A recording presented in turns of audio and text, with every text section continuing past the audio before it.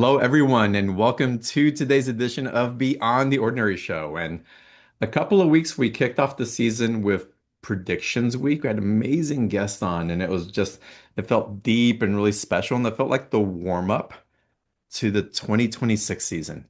Of course, it was profound, and so much information was shared, and there was so much attunement with each other. And today it feels like we're officially kicking off BTO season. I can't even remember anymore. We're 38, 37, 40, something like that. I've lost track. Um, but the important part for me about that is A, it feels like we're elevated and expanding, and we're no longer leaving ourselves to do that. B is that these linear aspects of how we track things don't carry the weight that they used to. Not that they don't matter, but we're tuning into something that is serving us more than just the mental construct. And there's something that we have available to us now that we don't have to keep searching for. And we're learning to interpret and to co-create from that space. And today's call is just perfect because I feel it's like an attunement, an awareness, and activation with Phyllis Douglas about how we can stop searching and what that path of presence really is. And if you're not familiar with Phyllis, you're in for an amazing blast of energy and activation. Phyllis embodies the seraphic presence as a radiant emanation of the eternal omnipresence, the divine source. And I'm going to let her explain a little bit more of what that means, how she embodies and evokes that to really act as a facilitator for what's available within you. We're going to get into, I'm sure, a live transmission and activation today, which if you haven't experienced it before, you're in for just to be blown away. An amazing treat. If you have experienced it before, you know. We'll open up to Q&A, but we're going to get deep right now into this awakening. Um, what's being activated in us now and then how do we carry it forward in ways that maybe we've never imagined before. So it's going to be a full session today. Sit back, enjoy the call. If you want to ask private questions, we'll probably get into some personal Q&A a little bit later as well. But without further ado, Phyllis Douglas, welcome to the initiation of BTO for this particular season in 2026. Yes, thank you, thank you, thank you. And wow, another season. It's beautiful. Beautiful, beautiful. We just keep unfolding. So, why can we stop searching, Phyllis? What's going on? What is your awareness of this path that has become illuminated and that we're capable of walking as well?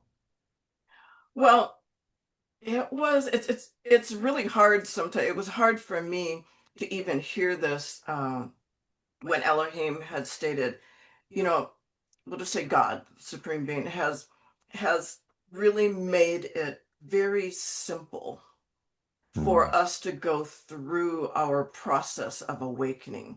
And when we look back into the past, it was really about, kind of circumventing the ego and rising above and up out of the body. And that we were ascending, we were going somewhere. Whereas now we're ascending, so to speak, but mm, it is about embodiment of our highest essence within physical form. And so I was told early on, and frankly, I wasn't paying attention really because I was so conditioned by society and kind of always looking outwards at what other people were doing and seeing, people kind of doing what it is that I wanted to do. Because I didn't hear, when I grew up in a place where there really wasn't anyone to speak to about spirituality. I grew up in a church. And so every little tidbit I could find, I was just magnetizing to that. But as years progressed and I was going through all of these trainings, the difficult part was that Elohim came to me and said, all of that is going away. And I was kind of like, well, mm, what do you mean? All of that is who I am, right? That's who I was identifying with. And they're like, but you don't need that. mm, So the people are generally going outside into the external world in order to find the key or the doorway or the gateway to awakening. there's got to be a key somewhere. There's got to be like a special script or a special meditation or a special methodology or something that's going to harness all of that energy to kind of awaken us and to reveal the truth of who we are. But humanity was seeded in the beginning with these, they say seeded, but with the keys of awakening. And we can trigger those keys of awakening from within us without any type of external assistance or guidance. If there's guidance, the key thing is really about being able to go into states of meditation and to be able to go in higher conscious states of presence, like deep presence within this moment. Hmm. And so when they were telling me that, there was a fight going on because I'm like, what about that? I've been doing Reiki, I've been doing all of these different modalities, I've been practicing all of these different techniques and things that I was taught, that I was feeling kind of a connection, right? I was feeling energy. And they're like, but the doorway's in here, right? And so it's really about being able to let all of that go, all of those things that you have now identified as your spirituality, your spiritual template, right? To be able to kind of, it's what they're saying is that it serves as a distraction. Hmm. And I didn't like that because I'm like, I like my distractions. I like, I like what it is that We're I'm doing. invested, yeah. Yeah, but it was more, but you are not going to be able to embody until you figure out what it is that you are, who it is you are, so you can embody that. You can't embody something else that belongs to somebody else, right? Hmm. So we learn these different techniques. And, they were telling me, okay, so you go and you do a training with someone. And it's kind of like, how do they learn to do that? Well, often they either learned it from someone else, right? It's a method that was passed down from someone else, or it's a method that was kind of given from a higher knowing or something that they channeled or what have you. It was a method that was given to them, and then they decided they're going to teach it to other people. And so, what I've always been told is that's great. If you're going to take a class or you're going to study a method, you're going to study Reiki, understand that that is a tool. That is a tool for you to find and open the door of your own higher expression. Hmm. So that if you started out in, I don't know why I'm picking on Reiki, but like, sorry, if you started out with Reiki, let's just say, uh, if you begin to feel that something's evolving in that technique, I've known a lot of people that really stick to the methodologies because that's what they were told. And, Hmm. you know, we want everyone to know that everything in existence is in a state of evolution. And so we need to be willing to allow these things to evolve, and most of all, to allow them to evolve within us. Because these things that we learn, these methods that we learn, they trigger something, or they're like a key that triggers something or opens something up, reveals something within us.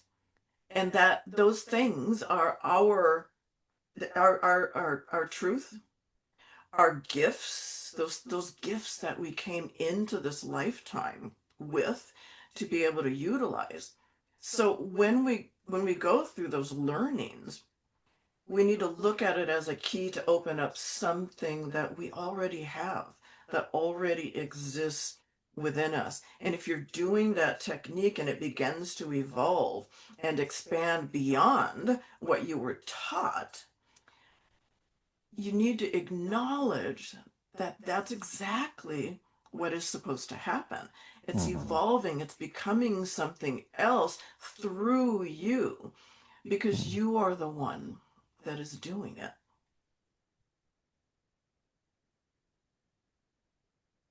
that make sense? There's a lot that comes through from there as a transmission that you're sharing.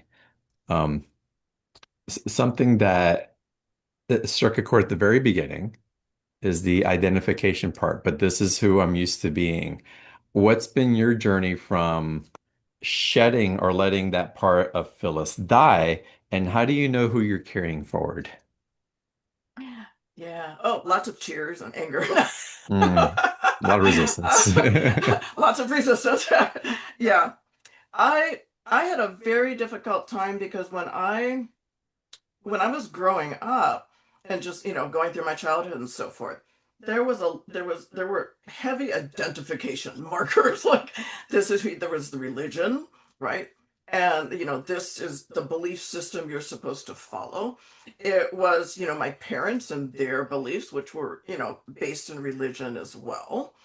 And eventually my parents discovered that, yeah, I wasn't like everybody else, and they really didn't know how to rein me in. But I've been pretty much in my spiritual journey. I've pretty much been alone, and not really that. I obviously have my higher guidance and so forth, but I haven't really been connected to a group or a community, that type of teachings until I was maybe like in my 30s or something. So I was pretty much going it alone. And I've always been a bit of a rebel. Now, I have always looked, and this was a way I was raised, and I know a lot of my clients and students do this as well. And sometimes I still catch myself looking out at something someone else is doing and thinking, why can't I do that? Type of thing. But it used to be more like, I must be missing something. There must be, I just must not be capable. I need to learn something else. It was just that it was a sense of diminishment, really, and diminishing myself because I felt incapable of being like that or doing something like that. So instead of just nurturing my own gifts and you know accepting myself for who I was and just giving myself self-validation, because people look back at my life and they're like, "Oh wow, you did this and that. That's amazing." And there was a time in my life where I didn't see any of that. Mhm. I didn't see, I didn't see what I had actually accomplished because I had learned that I need to accomplish that over there. But I'm stuck. I was feeling stuck over here. Mhm. And so for me, when I was learning all of these things, they're like, none of that is you. That was actually taken away from me. I had done all different types of methodologies and teachings and all of that. And I had a thriving healing practice and I was doing all of this stuff. And then I was told that I needed to step away from all of that, and none of that would work any longer. Now, that didn't happen all at once. I was getting warnings. Like, maybe you need to try this. Maybe you need to meditate more. Maybe you need to do something else. But I wasn't really listening. Mhm. And so what happened then, one day Archangel Michael came and said, I don't know, he's always the bearer of bad news for me. What they're going to do, but he was just kind of like, you're going to go through a period of time where you no longer have access to the Mhm. things that you have learned, right? And the next day, uh, I no longer had access. I was just like, I had a client and I was literally looking at her on the table and I was going, I don't know what to do. I could no longer connect to those channels, the avenues that I was utilizing. I had been told not to use like tarot cards or oracle cards at that time, but I went out and I bought some and I was learning them and doing that. And no energy. I mean, it was like someone pulled the plug out of the Mhm. socket. And and so I was struggling there. I mean, I was just like a fish out of water. And they did it because they were trying to shock me into understanding you don't need any of that. And I'd had Mhm. glimpses of it, but they were really just trying to shock me into, okay, I don't have anything. What do I have? What do I have? What can I do? Type of thing. So when I had that client and I just couldn't connect to Reiki energy, I don't know. I was just, my mind was blank. It was literally blank. And all I heard was, place your hands on the client. And so I placed my hands on the client, and then all of a sudden, this inner, not unfamiliar, but this energy began to flow, and I began to more wield it. It's kind of like something opened up within me Mm. that was me. That everything that I had learned prior to that and didn't really understand was those things were just keys or like doorways for me to walk through in order to really figure out and ultimately reveal the truth of who I am, what I'm capable of, what my gifts are. Mm. Everybody has specific gifts that they've been given when they come into this lifetime. And everybody that's here now, it's very auspicious time to be here. You chose to be here. You chose to be here while all of these things were happening in the world because you have something to contribute. And so for me, at one point, it was like, whoa, I have a responsibility, right? to kind of figure out, I took that responsibility on to figure out, why did I come here? Who am I? Mm. What is it that I'm supposed to be doing? And so from there, I began gradually to figure it out. And things would just kind of stop working, or I would feel disconnected a bit if I wasn't really present, if I just started to gravitate outwards to something else. I knew that I had to rein myself back. And sometimes I had a little bit of an adventure, and realized this isn't for me. Why am I here? Type of thing. But life is, every experience we have is really a learning. There's a teaching there for that, for us, that we then can carry into the next experience to be bigger, Mhm. to be better, to be what have you. Yeah. Mm. It's beautiful. I love that story. And I've had a similar experience with my guidance where it all shut down. I was like, okay. And I was told you're going to feel like you're alone, but you're not. We're with you. It's just different. And the message was really, if you're constantly able to perceive what's happening in the future, we can't give you the biggest gift that we have to give you. What's that gift? The gift of awe and wonder. If you always know the outcome, if you're always preparing for what's happening, if you're always future forecasting, how can you be in the present of what's manifesting now? And this also takes me into where you're saying that we all have something to offer. And I actually want to ground that into we're being invited and really called into realizing what we are offering at every moment, not waiting for something to open up so that we can finally prove our value or compensate something. The time of waiting for the gate to open so that we can finally be, it's that consciousness is slowing us down because It's a just, yeah. we're actually in the experience, not building up for it. Yeah, it's, when you're talking about forecasting into the future, that's really what the majority of people do. They're Mm, always in this moment working towards something, right? I'm here, but I want to be there. So their attention is always out into the future. The thing is that the future doesn't exist. The future is just unlimited potentiality, right? It mm, hasn't happened yet. And the past doesn't exist either. It's complete. Whatever our experiences were, it's truly is complete. We may mm, be carrying emotions and trauma and all of that, but that is us. We are carrying that. But the circumstance is generally complete. But the reason that they're sharing that is that all we truly have to live and to experience life in form is this present moment.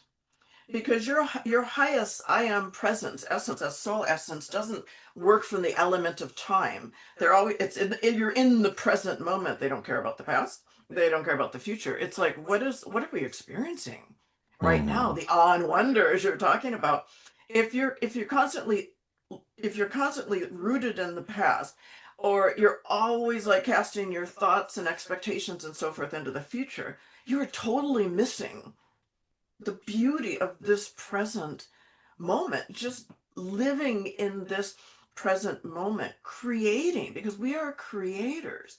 And we can't create from the future. We can only create from this moment in time. So Hmm. when we are present here now, then we are being, living, experiencing this beautiful moment in time and what it has to share with us.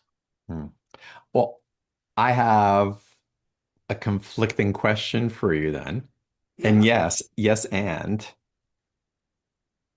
I'm extremely empathic, very sensitive, as a lot of y'all and probably most of y'all on this call are, and I know you are as well, Phyllis.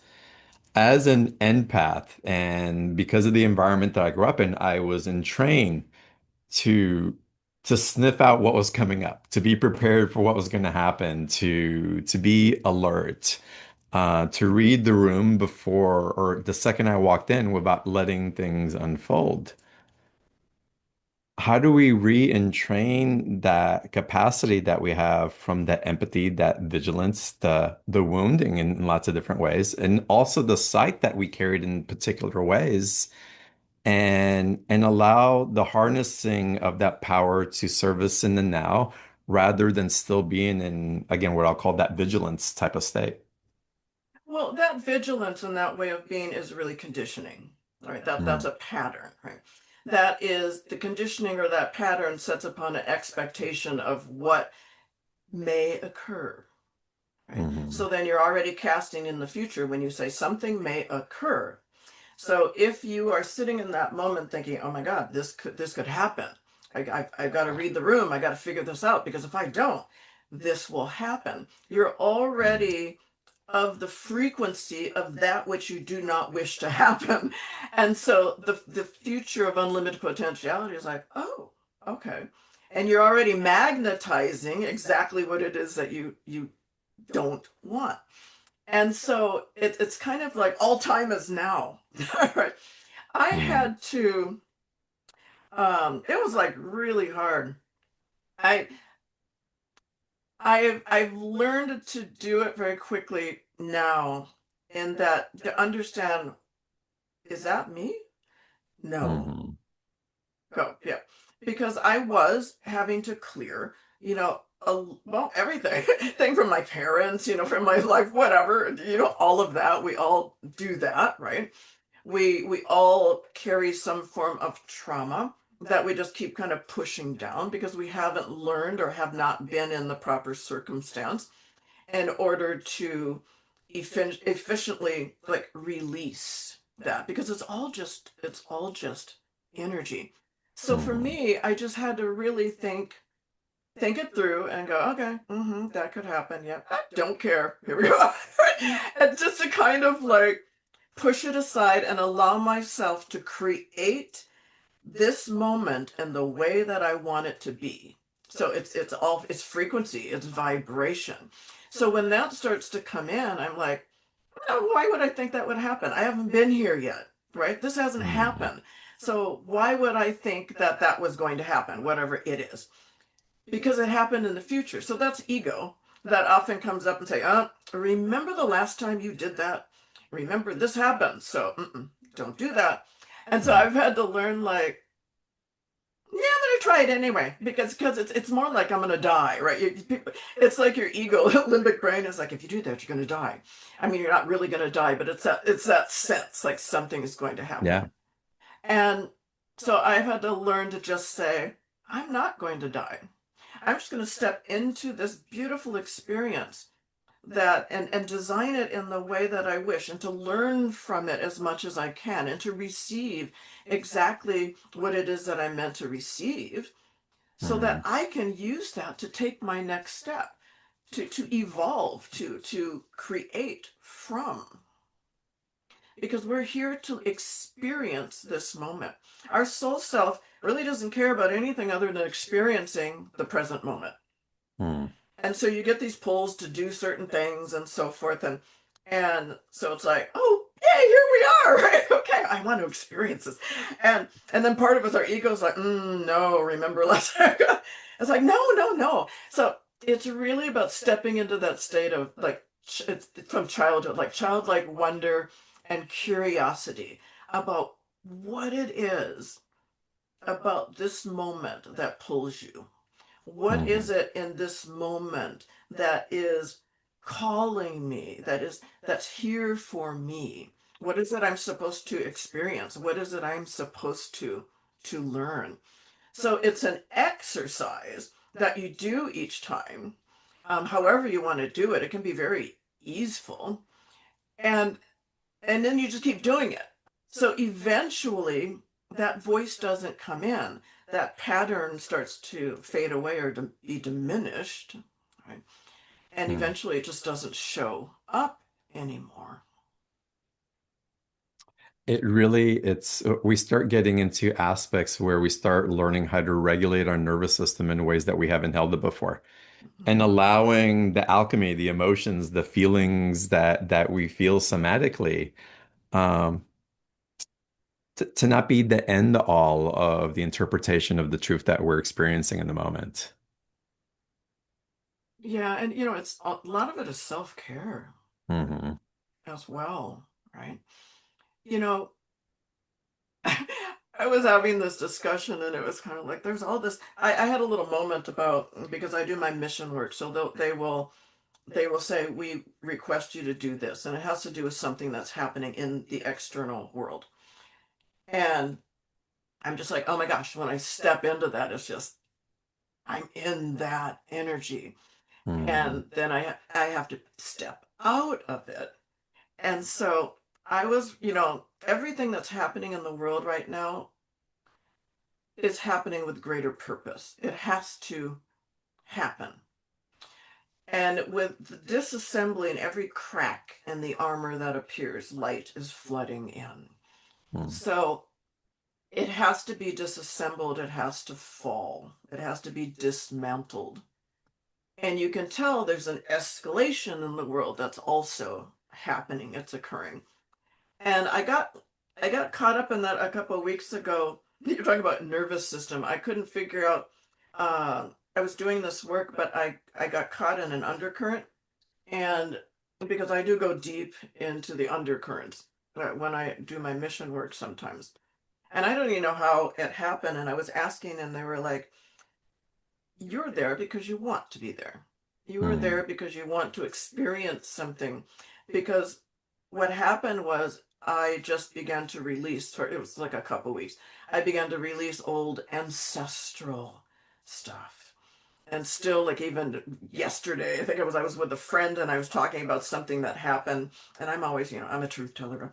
I didn't, I was just trying to tell her something simple that happened, that occurred. And something else came forward and I totally broke down. And I Hmm. knew, okay, I am releasing this. So I continued to tell the story. And this energy was coming out and she's just looking at me and I'm talking. And she's like, whoa, you just released a really heavy ancestral thing. And I was like, yeah, I felt it. I felt it like coming. So we do choose to experience things subconsciously. It's not always conscious, right? Because it's going to trigger something, because we have to let go of these things that we're holding onto. We have to clear the vessel. And, Hmm. some people say, oh God, I've been clearing this and clearing that. Does it ever stop? And I would say, no, not in our lifetime. Because we're human. So there's always going to be kind of something that we're going to have to clear, or another layer, because it opens us up so that we can just continue to unfold and move forward, right? If we were perfect and, yeah, there would be no point in existing in a physical form, right? We are here to experience being human. I may be seraph, right? But it's Hmm. kind of like I'm an angel in human form, and I questioned that one time. I was like, but yeah, no, I'm here to experience. If I cannot experience humanity and being human, then how can I be of service if I have not experienced or do not experience or know anything about being human? right? Mhm. I have a beautiful life. I enjoy my life. Even these releases, it's just, I think it's profound. I look at it more like with so much love and gratitude when I can release something and recognize something like that, because I'm realizing I'm not only clearing me, I'm clearing the past, and ultimately I'm clearing the future through this vessel. That's why all of this is occurring, because we are transmuting energy. We are clearing things so that our descendants don't take it on, first of all. We're clearing things because it goes back as well through our ancestries, because we carry that energy forward in our bloodline and our genetics and our DNA. So as our spiritual DNA is activated as well, we are clearing. We're clearing all of this icky stuff, right? Mhm. And so that we can carry more and more light. So one of the things I was preparing for a recent mission, and the I was pretty wrecked for a couple weeks. My nervous system was just like, was I just had this inner tremor, and I just, yeah, my body was vibrating like nonstop. I couldn't Mhm. self-regulate. I was just in this space. And so they were like, breathe, do all this stuff. It was not fun. It wasn't fun. But it was in preparation. But one of the things that it's like, I realize as they're telling me, it's like your human aspect doesn't want some of this to occur and feels lost. So when we began to lose, it was really about, oh gosh, shedding my entire identity and Mhm. recognizing you really have no identity. What you identify with is really just an experience on a higher level. My higher self is experiencing something. I'm not meant to identify. That's not me. I'm just here to play, right? I'm just here to choreograph my life. I'm here just here to experience the things that are happening. And so I went through a really sad moment of not quite understanding. And, I share things, and sometimes you're sharing things and you know things, right? But you still go through things yourself. Nobody's perfect, Mhm. right? But I was so sad and feeling so lonely, and just feeling like literally really lost. Like, who am I? Because it just felt like everything was gone. Mhm. As like God came along and just had a little dry erase board. He was like erasing me. And I'm trying to claim that little patch in the corner, and he's like, whoop, yeah. And so I was just kind of sitting there going, but there was a higher knowing too, that when I was able to shed that, this information flooded in, this light flooded in, this knowing, just higher aspects of my gifts, different things I'm to create. So it's really about not having fear of change and not Mhm. fearing things that are evolving in your life, and just finding like joy in expressing who it is that you are in this moment, and just being happy to be alive and be happy to experience whatever it is. Because when we can have that like childlike wonder, awe, and curiosity about something, it kind of like smooths any rough edges that we thought we were perceiving. And we have that higher guidance that assists us in working through whatever it is and coming Mhm. out the other side. But if we don't do that, then everything else is really, the external world is simply a distraction. Everything, it's all a distraction. And so they told me, don't pay attention to that unless we tell you to pay attention to that, Mhm. because you can't help it. It's something that needs to happen. So we need you to be in here and doing the work that you do, right? Mhm. Because a lot of people think if they're not diving into what's happening, then their work isn't making a difference. But when you are standing in the light of your own being, and you are doing whatever the work is that you do, and that can just be prayer, right? That can be meditation and working with intention. Uh, when you are doing that, you cannot discount the power, that you are putting forth into the world. And the capability, you're putting that energy forward, the frequency, the vibration, to help fuel change. Mhm. Every little thing that you do. Yeah, I think this awakening expansion that we're experiencing is also activating and bringing awareness to us that there is tremendous power in that beingness, that can't be denied and supplicated for something else anymore. Um, and so to have that intimate relationship with that aspect of self that is going through the metamorphosis of shifting environments, of really attuning into that place that hums with where you're growing and what you have grown into and expanded into, that then can be a buoy for further expansion based on where you are, not where you have to be tomorrow, is an important aspect of what's transmitted. And to just have the awareness and to integrate and bring back into memory, current memory, the value of what it is to go through your own experience. And I love your story of the clearing. Um, of that big breakthrough that came in, but that clearing didn't happen because you're constantly seeking clearing. Like there's such an addiction to go, I got to fix, and why is that still there? And I still got to solve that. And it's like, how do I get there? And what process, what Mm, tool, what medicine ceremony is finally going to break that free? And it's not about that. As the light activates within us, everything will just come up symbiotically. It'll be just mm. this beautiful pieces just falling into place exactly as they should. Yeah, thank you for going there. That was kind of the next thing, this little voice outside me.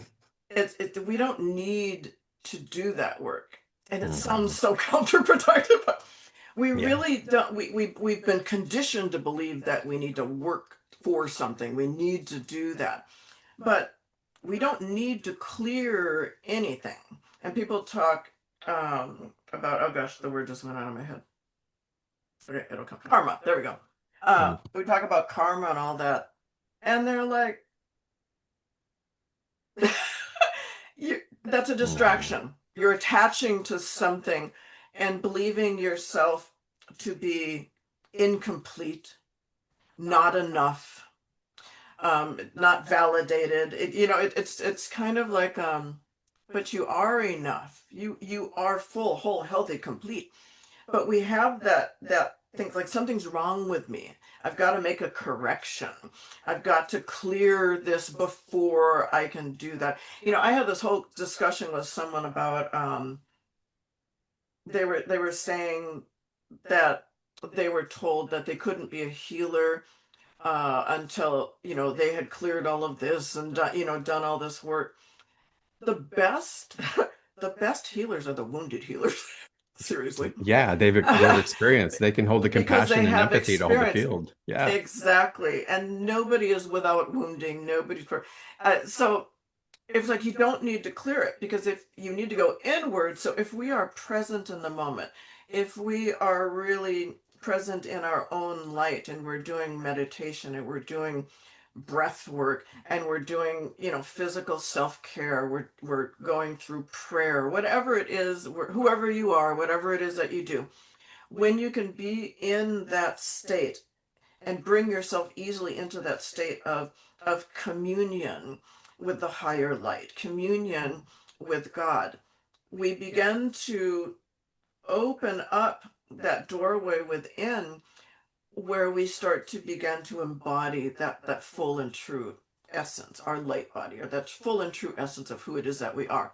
So as that really comes down and to be anchored and embodied within this physical vessel, that's when, as you stated, when that light is coming in, everything that is not in alignment with it will quite easily. I mean, it's not that you're not going to have, you might cry or something, but you're not fighting. You're not trying so hard to be something or do something or create something. It will happen easily because it's not in alignment with the truth of who it is that you are becoming, right? So light Mm, is coming in, and everything that's not in alignment with that, simplistically, it will just decompress. It'll come, it'll be pressed down, it'll come out, mm, right? With ease. And so that's what I had to finally discover, because I was always taught you had to do something. You had to do certain methods from a shamanic perspective, because I studied different types of shamanism for many years. I always had a problem with when they were talking about soul retrieval and the fragmented soul, and what does that mean? It meant something different to a lot of people. Uh, but all of this, but there's an understanding. I'm like, that makes no sense to me. This is my luminous body.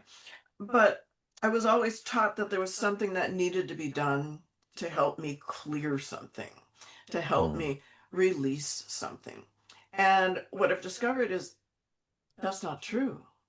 It's actually very easeful, and was meant to be easeful to be able to. It's not even like you need to identify it. The light, your highest essence, begins to identify what is residing there that is not aligned with your truth, is not aligned with who it is that you truly are. mm, And so then that starts to loosen up. There's like everything's intertwined, right? And so there's an unwinding that begins to take place. I don't know, I just have that mind of wound filaments, and they unwind, and then those filaments, those attachments to whatever it is are just pull away. mm. And they dim the light in their own ways, right? So even from that soul Mm-hmm. loss, if you consider soul loss or soul fracturing, it's really what's the veil that's blocking the light that's there, right? Mm-hmm. And how do we provide a pathway for that light where that burden, that limiting belief, that future projection or past awareness of an experience above an experience, puts that veil, that thick curtain in that light seems to separate from itself, but it's self-imposed. An important aspect, and I want to ask you about this, Phyllis, is that as we're becoming even more and more embodied in our awareness of how we're creating from the present moment and restructuring, reframing the future projection, having a different interpretation of the karmic implications of what we held from the past and things that we would need to fix because of their imperfection. I'm finding that in this state of balance, and I'll call it neutrality, really a point of creation, that our environment can be a really supportive facet of what provides a clearer pathway to hold that steady, or how it can really be a hindrance. And I know in the transmissions that you share and what comes through in tone and song and vibrationally, um, through the seraphic energy, that it helps to stabilize a field and presence. Mm-hmm. I'd love for you to talk a little bit more about your understanding of the mechanisms of how that works, why it works, and how it helps support as we're kind of wobbling back and forth, attuning to this more empowered way of creating and being with. We are frequency, sound, and light, really. Mm, The image, while you were speaking, one of the images, this whole scenario came forward that they wanted me to share.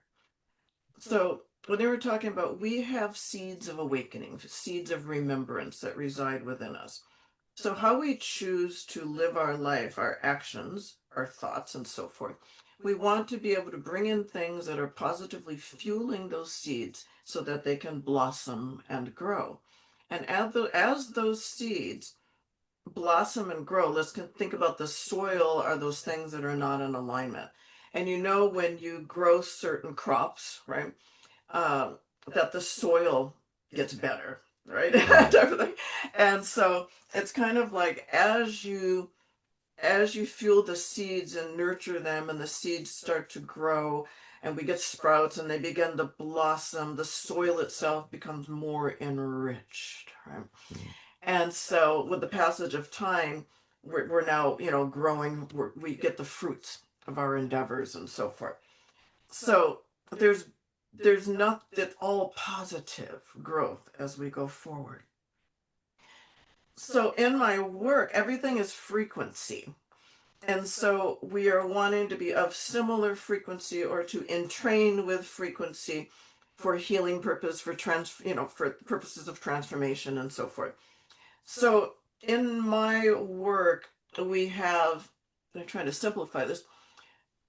I am looking, there's a whole holograph, I can see holographically light matrices around everything. Mm. So when I look at you, I see like this whole holographic matrix, which is like your signature, right? It's your signature architecture. Okay, everybody has a certain architecture. It's a framework. There's a certain framework that says you are a humanoid being, right? And then everything goes from there. And so everything has that architecture, right? Our reality has a matrix. You watch the Matrix, you have all of that. That's pretty much what it all looks like. So everything has an energetic frequency based electromagnetic architecture.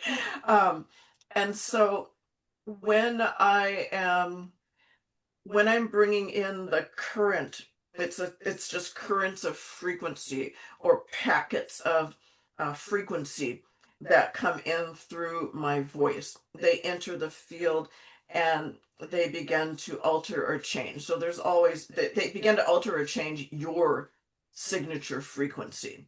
So if there's any distortion in your frequency, if there's like dis-ease in your body, you're going to have a distortion of your frequency. There's distortions of frequency when you have heightened emotions. That can be love, that can be anger, that can be frustration. There's that type of frequency. There is frequencies, an architecture that forms who it is that you are in the moment.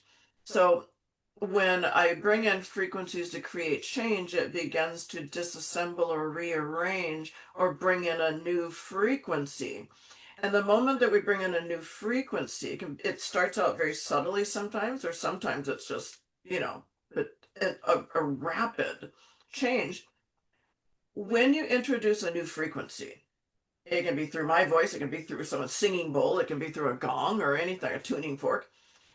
Uh, when you bring in a frequency, it's like a key that can open something up within you. It can begin to rebuild or restructure the architecture, the existing form of your architecture to create something else. And it can just disrupt or change it enough that you yourself go through, because the body inherently knows exactly how to heal itself, knows how to do whatever. If you can change one little frequency, it can allow the body to do what it knows how to do. Right? Does that Mm. kind of make sense? Yeah, it makes a lot of sense. Makes Yeah. a lot of sense. How important is it the translator of the frequency who's actually utilizing or expressing the instrument for other peoples to receive that particular transmission? We're not sure what you're asking exactly. Are you talking So, about so, does so it? in other words, if it says someone's coming up to me and they're experts with tuning forks and they're helping and they hit all these notes and there's resonance there. But if they carry a lot of personal distortion, how much of that's going to affect me in the transmission? It can affect you in the transmission if they are not being present. We were talking Hmm. about the wounded healer, and when you have I've had extraordinary healers do work on me in the past, and they had major challenges in their life that they Hmm. were working through. It's your ability to hold your intention and to be present in the moment with what it is that you're doing, to have a clear connection. Now, Hmm. there are people who, when they have challenges in their life, there's a whole disruption and inability to be present, right? I wouldn't want that person working on me because they're not present in what it is. And you also have people, I don't know why they wanted me to mention this, how to word that. You also have people that are trying, they're healing you from ego because they're saying, I'm going to heal you. Nobody heals you. Mm. No one can heal you. You heal yourself. So when people are doing their healing work, they're introducing something to energetically, vibrational, frequency wise, sound, whatever it is. They're introducing something to you that causes a reconfiguration of your architecture or what have you, your Mhm. frequency that allows you to heal either instantaneously or through a period of time. But nobody can actually heal you in that No, way. It's so no. and a lot of people want you to believe that, and a lot of and society has often made you believe that about things like no, you can't heal yourself. And I was asking about that, when I had cancer and stuff, and they're kind of like the doctor's doing the same thing. They're introducing something that's allowing your body to heal itself. Mm. And I had to reframe my reference. That's so they might have done a procedure of some sort. There might have been some technology that they utilize at a knee replacement. I don't know. They might have given you some type of medication, but that medication is actually working with you and changing your frequency. It Now, sets the environment. that's the environment. Yes.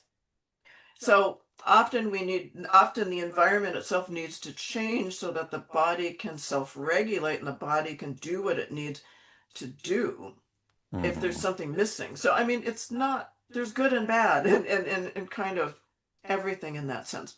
Well, there's awareness and discernment as to where the energy is coming from, how it's being emitted, the intention behind it, and then the choice of what type of relationship that we are saying yes or no to in that particular circumstance. Correct. Yeah. I mean, and that really comes into, and you spoke about it earlier. It's and such an important point. And I want to get into your vocal activation transmission before we go into special, before we take live calls. I'm just feeling it really powerfully for the audience. But before we go there, it's you spoke about choice, about choosing, and Mm-hmm. it seems like that is really the catalyst for everything. The catalyst is we are creators and we have choice.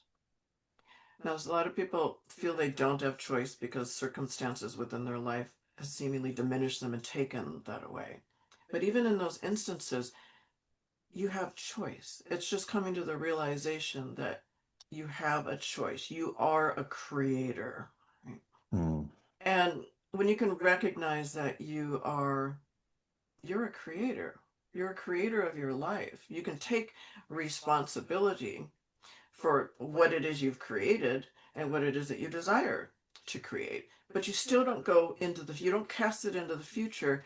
You do it in this present moment because it only takes mm, a wee little spark of change to actually initiate a big change in your life because there's a recognition within the quantum field when there's just a little bit of a change. It's like, ooh, something's different. That little change has to change something. So mhm. when we can be present and we can hold our intention and say, well, this is what I desire. When you're a healer, when you are, I hate that word. I facilitate healing. I Yeah. was trying to change that. Um, but when I'm doing healing work with someone, I step totally out of the picture. I stop doing any methodologies, techniques, anything.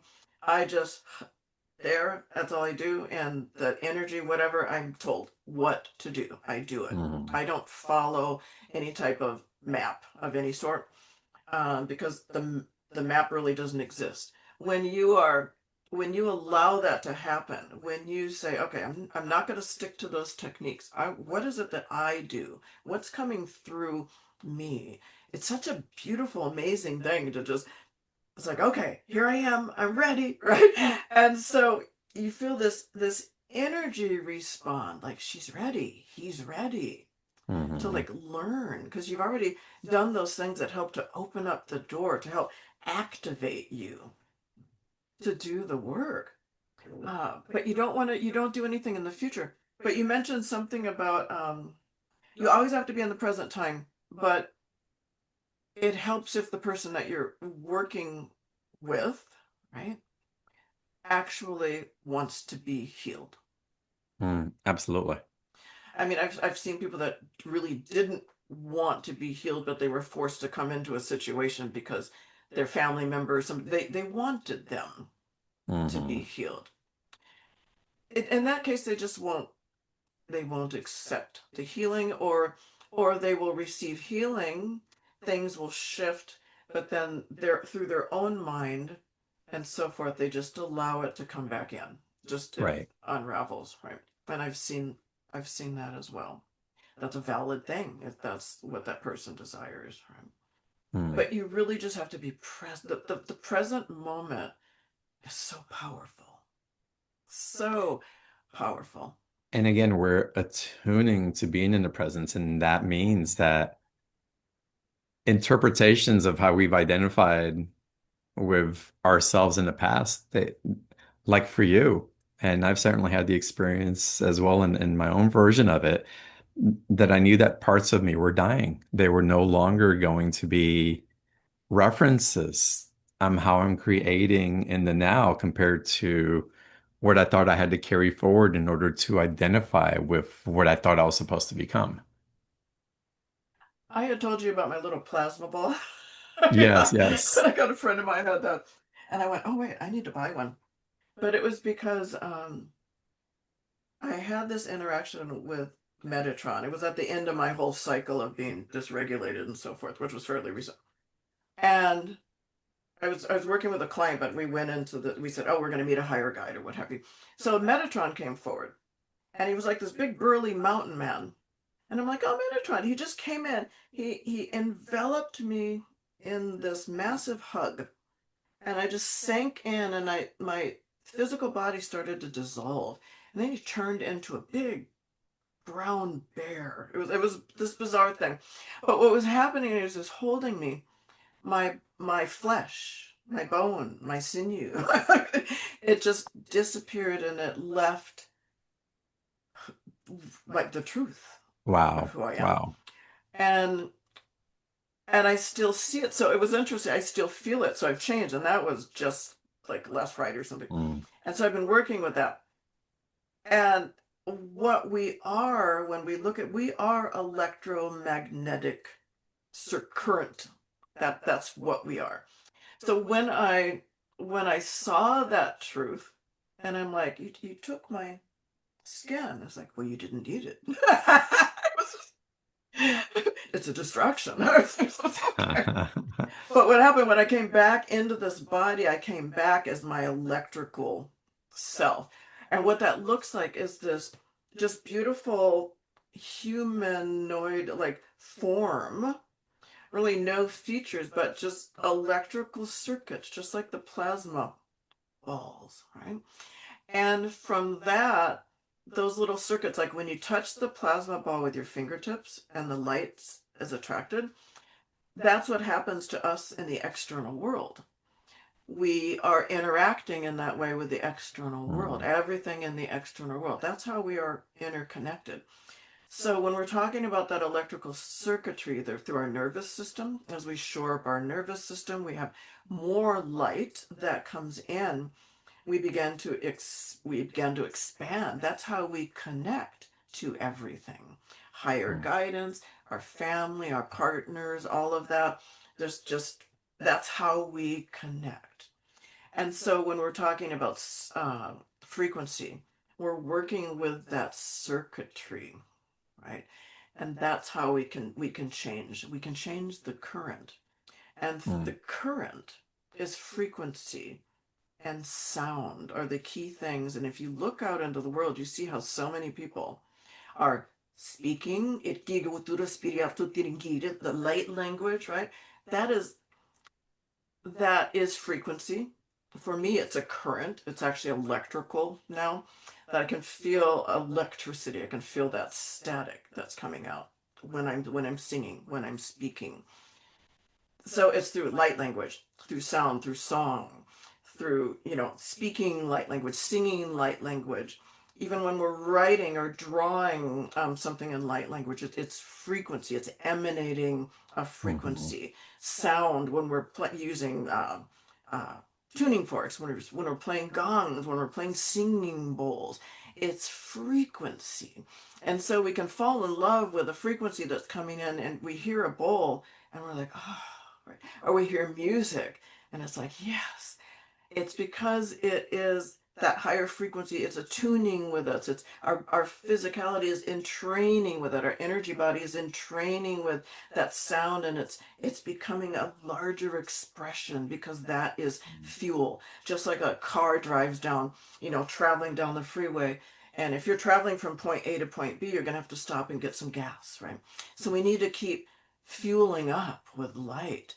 And that's sound works, that frequency, anything like that is really helping us to expand and to align with our I am presence, that highest aspect, and allows us then to be able to become embodied in this physical expression. Mm. Well, how about we get into an experience of aligning our frequency now? I know I'm already. Let's do it. So, everybody, I want to invite you to really relax and be present. Just relax and just be and allow the receptivity to come in naturally of what's about to be shared. We'll get into Phyllis's special offer in a little bit. We are not going to skip that. I want to make sure that you guys have the opportunity to dive in and go deeper with Phyllis and the Seraphims and the Elohim and whoever else may be coming through in the transmissions.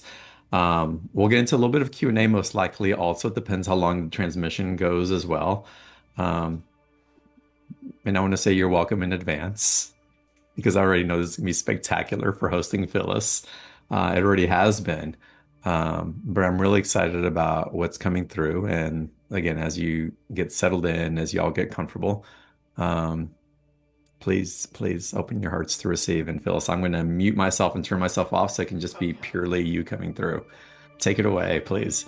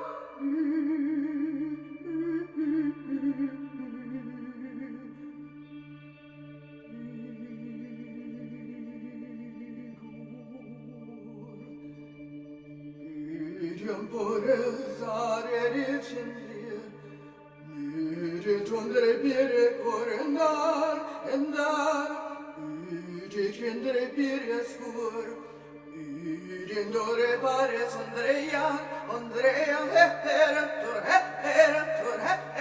pera kura mandre shire tera No gira mandre shire dore modre chu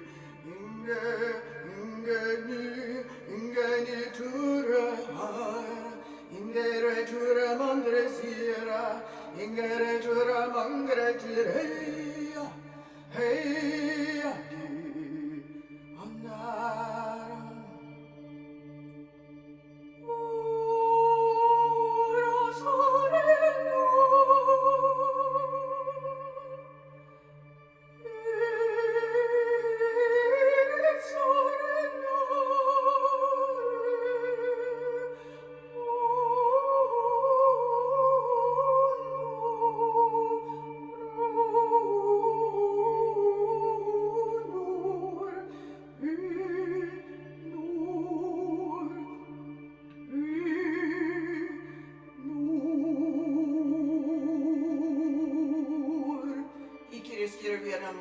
escuire mai tandre iru. Aria baka shokundre siastu kubire bichendriria. Atre ekire sandre. Mayera kusuire matutiendre bikishundre ur.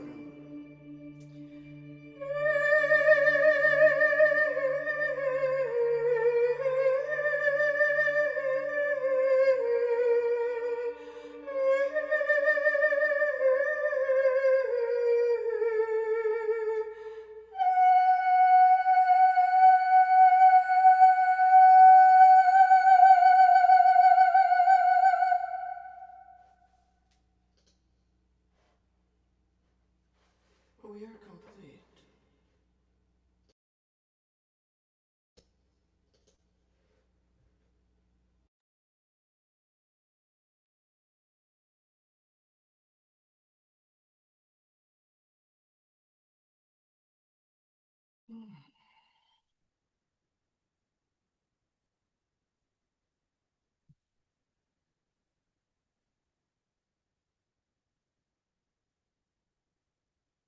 And I'm taking a few deep breaths. And just bringing yourself back into your body, back into your space.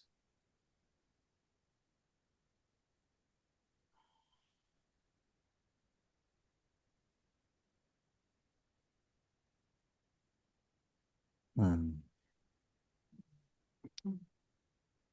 And that was notably different from other transmissions that we've experienced. How so?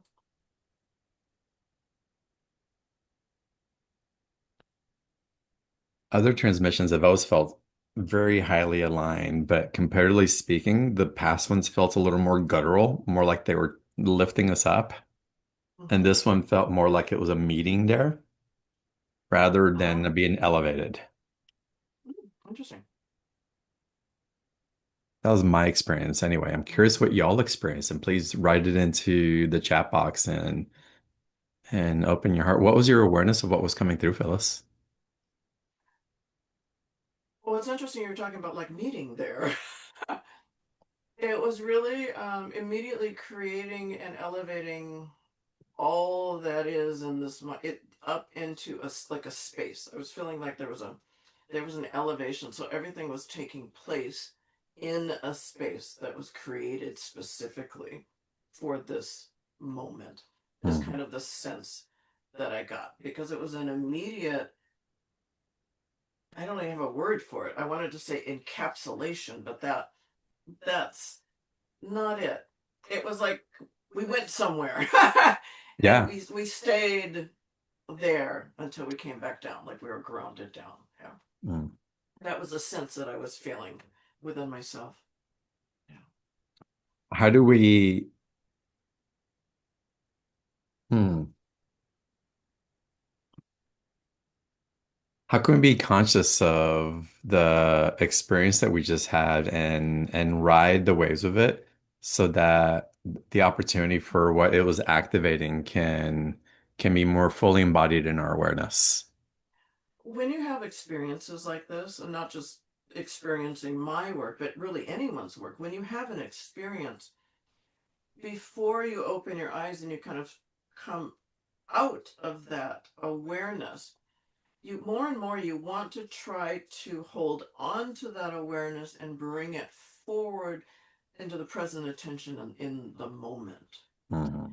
And so, I always tell people, listen to it again, listen.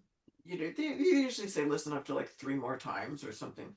Because each time that you listen to what was transmitted, then you often have a deeper awareness or a deeper sense of something kind of coming through, or you might be ready to receive whatever that is the second time that you listen, because sometimes the first time it just sets a process underway, or it begins to open up something or reveal something, and so the revealing needs to take place, so a process has been initiated. So often I just tell people, listen to it as often as you like until you no longer feel anything, right? Mm. Until you feel like you're no longer receiving. Yeah. Beautiful. And it sets the stage for what's happening in embodiment to receive the next layer and the next layer and the next layer that's appropriate for us. Uh, Correct. Yeah. Which y'all, we have a lot of comments coming in, and I'm going to read some of the comments as y'all. I want y'all to have an opportunity to go into the special offer as well, because we continue this, what's opened here, and these stages that are available in vibrational accord in the way Phyllis is guiding this special offer. It's quite powerful, and feels so aligned and with my awareness now of what we're capable of holding because of what we are holding. Um, it's again the alignment and timing and the opportunity. I feel it's presenting itself so beautifully now. So it's no mistake that Phyllis is on as the first official caller of BTO or speaker of BTO. The link for the special offer, Phyllis, I'll ask you to share more about it in just a second, but the link, y'all, is in the chat box. You'll find the button to click on the special offer link right underneath the video where you're watching the call from. And if you can't find the link, or if you happen to be watching on YouTube, also it's in the comments section. But you can always find our special offers at beyondtheordinaryshow.com/marketplace. And you'll see the list of all of them. Phyllis's picture will be on there, and you'll be able to access the special offer there as well. And Phil says people are opening up the special offer, and people are like expansive.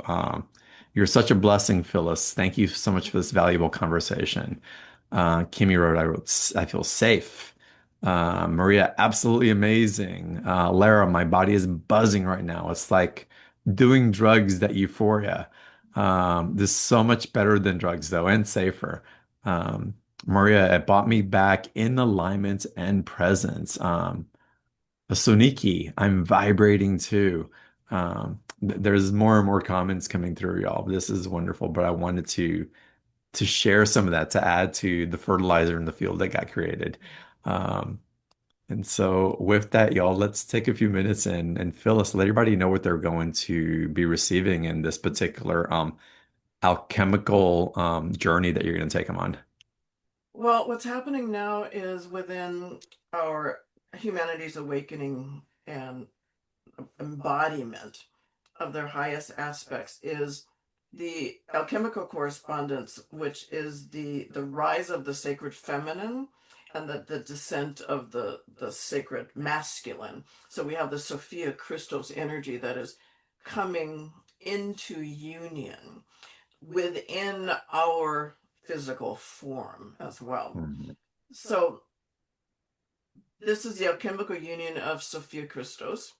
And so there are 3 separate transmissions that you do, one after the other. The the first one is the rising of Sophia, which is the return of inner gnosis. The second one is the descent of Christos, which is the embodiment of divine light.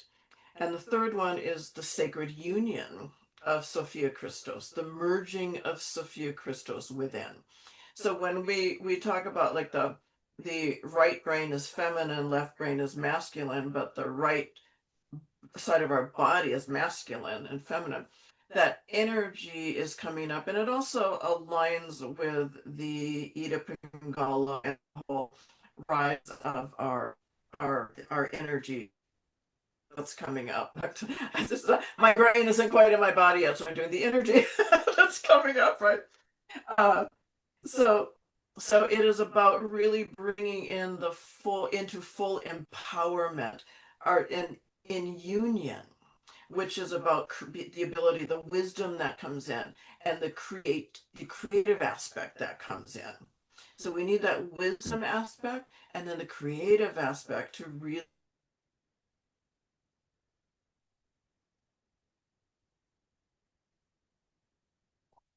All right, y'all. Looks like Phyllis is dropping off, but I know she'll come back.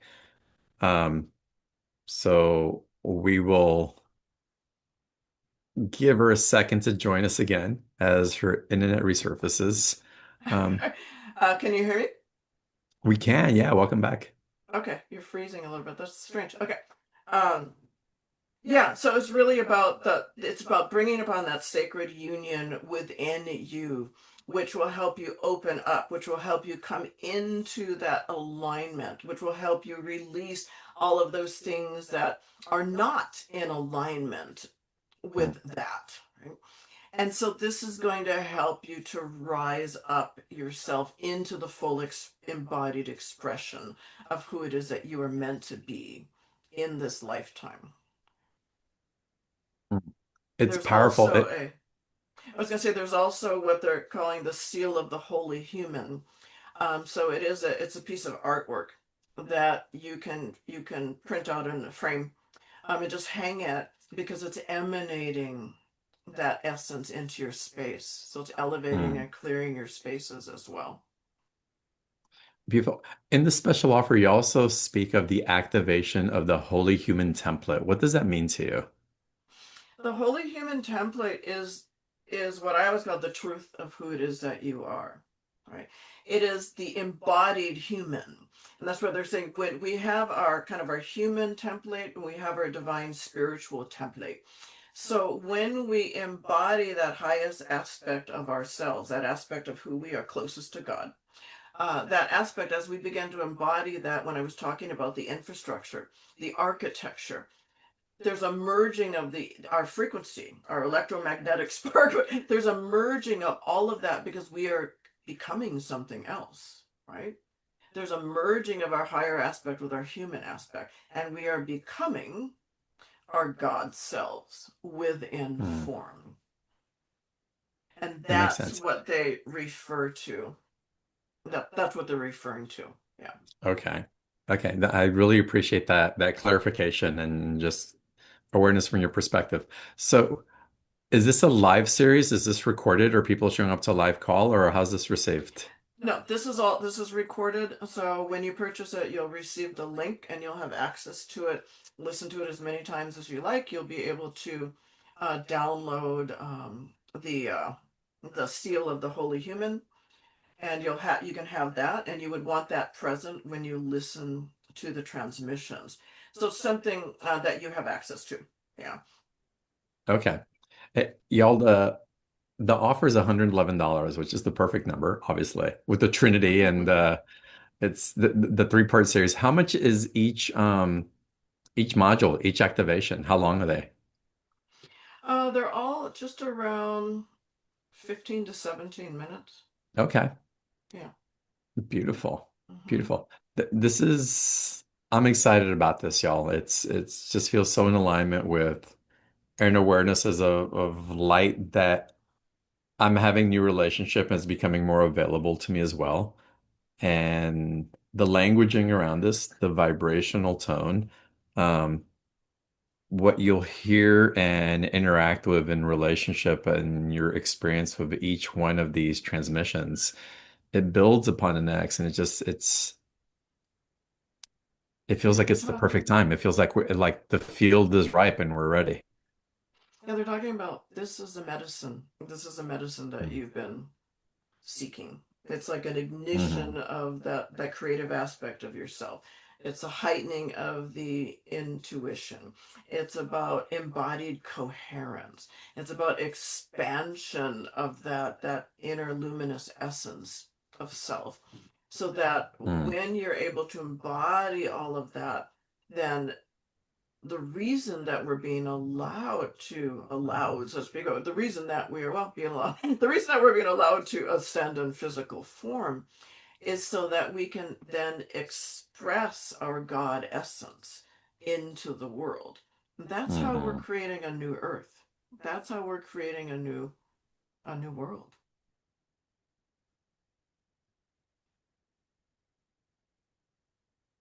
We've lost John.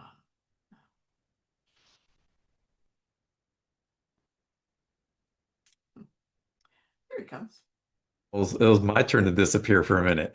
That's so strange. Something wonky going on in the field, y'all, but it's so perfect. Lots of energy. Yeah, y'all take advantage of the special offer. Again, the link's in the chat box. It's underneath the video where you're watching the call and the special offer button.